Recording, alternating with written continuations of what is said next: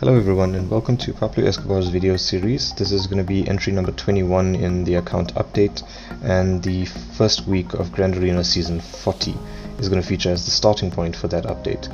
So Season 40 unfortunately started off as a bit of a disappointment, as we'll see as this unfolds.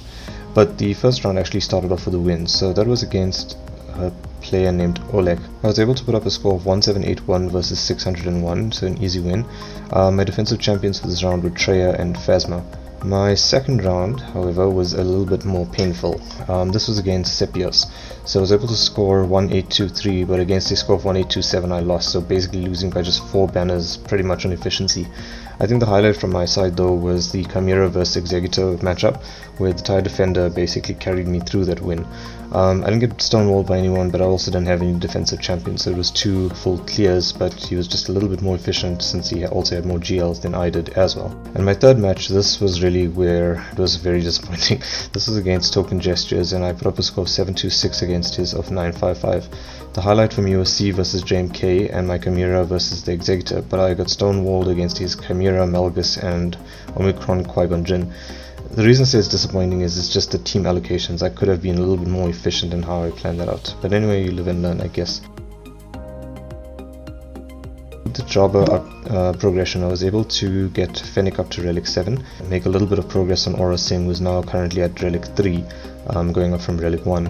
Some of the other characters have slowly progressed, like Greedo and the Jawa, but the focus for this week I think is going to be working on Aura Singh and getting her up to Relic 6 if possible. Thereafter, once I've got a bit more Kairos to spare, I think I'd like to try and prioritize Jedi Knight Luke Skywalker, but Embo is currently just I think 6 shards away from a 7-star unlock and then can get up to gear 12, so he might actually get a little bit more of a priority over Jedi Knight Luke Skywalker, and that will help a little bit in trying to put up a bit of a bigger score in the crate raid, which would then have a trickle-on effect improving the rest of the gear flow economy. So I'm currently on day 130 out of Hotbot's predicted days of needing 461 days to unlock Jabba. So now it's just trying to see if I can actually beat the odds on that. So in terms of the main account update and a summary of the account so far with the progression in the past week, so there's been some improvement on this.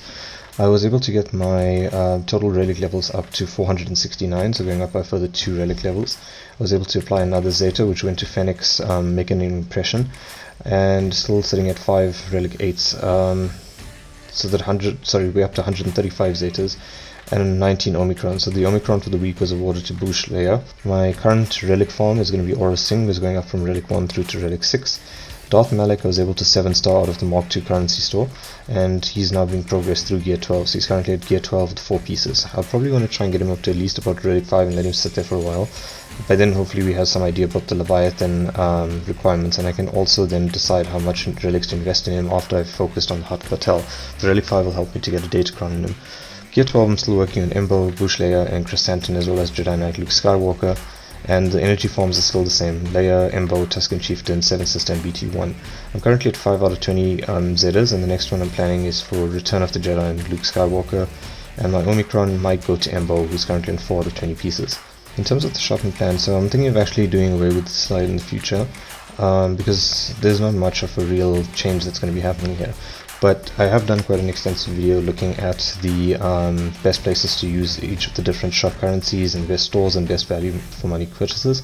I'll put the link for that in the top right hand corner here, and you guys can follow through to see that if you would be interested.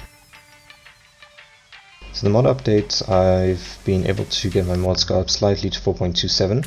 I've got 16 mods at 25 plus speed and a current total of 233 6-dot mods. My plan for the week is to focus in on farming potency mods, and then trying to scrap away and improve whatever I can by the weekend.